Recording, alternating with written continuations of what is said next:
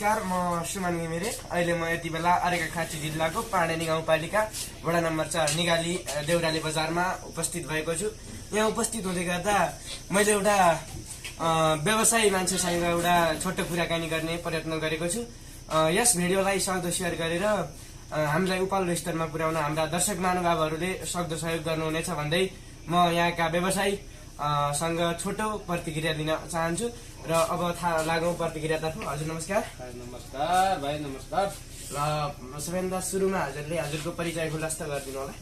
मेरो नाम पुष्कर हजुर घिमिरे, म यहाँ नियालीको बासिन्दा। हजुर मैले पढेको पनि देउराली, पाणेनीकै मान्छे हो। ए हजुर धन्यवाद।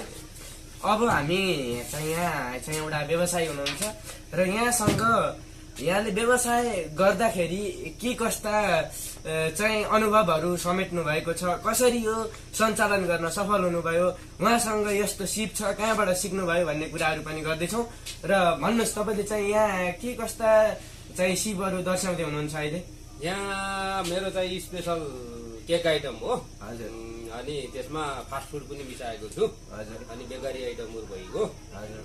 कप केकहरू भयो, आइसक्रिम भयो, बर्थडे केक भयो, अनि त्यहाँबाट ब्रेड, स्यान्डविच अर्डर आए, पिज्जा पनि बन्छ। बेकरी आइटम सम्पूर्ण आइटमहरू हो। यो सञ्चालन चाहिँ कहिलेदेखि गर्नुभएको? यो भर्खर 3-4 महिना भयो। 4 महिना जति समथिङ ल 5 महिना टेक्दैछु। यो 5 महिनाको अन्तरालमा के कस्तो अनुभव समेट्नु भयो तपाईँले यहाँबाट? हजुर, राम्रै छ, माहौल बन्दैछ। भाइहरूको मायाले गर्दा सबैले आउने, यसो बुझ्ने के छ कसो छ भन्ने, चाहिने कस्तो चिजहरू बनेको छ भन्ने, नयाँ नयाँ चिजहरूको चाहिँ टेस्ट गर्ने गर्दै गर्दा भाइहरूको सबैको साथले गर्दाखेरि अहिलेसम्म ठिक छ, अझै ठिक हुँदै जानुपर्छ भन्ने मेरो चाहिँ धारणा। हजुर। अब यो देउराली जस्तो एउटा यो चाहिँ यसलाई हामीले भन्नुपर्दा चाहिँ यो मिलन चोक भनेर पनि चिन्न सकिन्छ, किनभने यहाँ चाहिँ चारै दिशाबाट मान्छेहरू आउने, यहाँको चाहिँ अब केकका लगायत आइसक्रिमका स्वादहरू लिने, विभिन्न नास्ताका परिकारका स्वादहरू लिने पनि हुन्छ होला होइन? त्यसो हुँदाखेरि यहाँ अहिलेसम्म राम्रै चलाउन सफल हुनुभएको छ। ठिकै छ। हजुर, तपाईँले चाहिँ यो सिप कसरी सिक्न सफल हुनुभयो, कि कसैबाट सिक्नुभयो, कि आफै गर्दै गर्दै सिक्नुभयो? यस्तो हो, म पहिला दुबई बस्थेँ। दुबई गएको थिएँ, बेकरी काममा गएको थिएँ। हजुर। चाहिने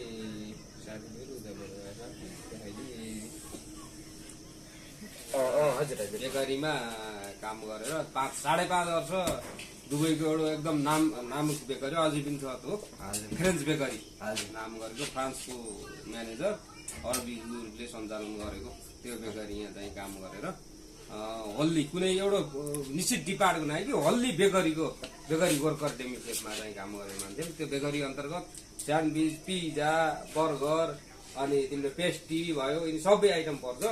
तिनमा अलग अलग डिपार्ट हुन्छ, तर मेरो चाहिँ हल्दी डिपार्ट हो।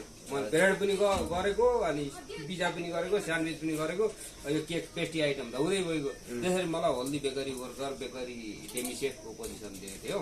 त्यहाँबाट फर्केर आएपछि चाहिँ अब यही गरौँ, आफ्नै ठाउँमा गर्नु पर्यो चाहिने। हजुरले चाहिँ यस्तो राम्रो काम गर्नुभएको छ। यो क्षेत्रका मानिसहरूले आजभन्दा अगाडि 5-6 महिनाभन्दा अगाडि चाहिँ केकहरू चाहिँ उपलब्ध गर्न अलिकति समस्या पर्ने, टाढा टाढाबाट केकहरू मगाउन पर्ने, त्यसले गर्दाखेरि चाहिँ यहाँका बासिन्दाहरूले अलिकति समस्या पुर्याएको थियो। समस्या पनि थियो। फेरि अर्को कुरो के थियो भने त्यो फुड चाहिँ नन फुड भएको थियो। टाढा टाढा आउँदाखेरि यो जस्तै बेकरी आइटम, यो केक आइटमहरू 10-15 मिनटभन्दा बढी, आधा घन्टाभन्दा बढी फ्रिज बाहिर राखेर खायो भने त्यो पोइजन जस्तो हुन्छ एक प्रकारले। यहाँ सालजनीबाट आयो भने 2 घन्टा लाग्यो, पालपाडा आयो भने 2 घन्टा लाग्यो थियो पहिला। अहिले मैले आफैले बनाउन थालेँ, चाहिँ अन द स्पोट बनाउने, मान्छेलाई चाहिँ एकदम फ्रेस ताजा खुवाएको छु। यो चाहिँ एकदम हाइजेनिक रूपबाट चाहिँ बनाएको छु। त्यसमा चाहिँ सबैले आउने जाने चाहिँ चाहिएमा सम्पर्क गर्नु होला। सम्पर्क नम्बर छ 984171 त्यसमा कल गर्न सक्नुहुन्छ जति बेला पनि। हजुरका सिस्टमहरू के छन्? होम सर्भिसिङ छ कि ग्राहकहरूले यहीँ आएर चाहिँ तपाईँले बनाइदिनुहुन्छ, लिएर जानुहुन्छ, कि होम सर्भिसिङको काम पनि गरिरहनु भएको छ? अनलाइनबाट अर्डर पनि हुन्छ।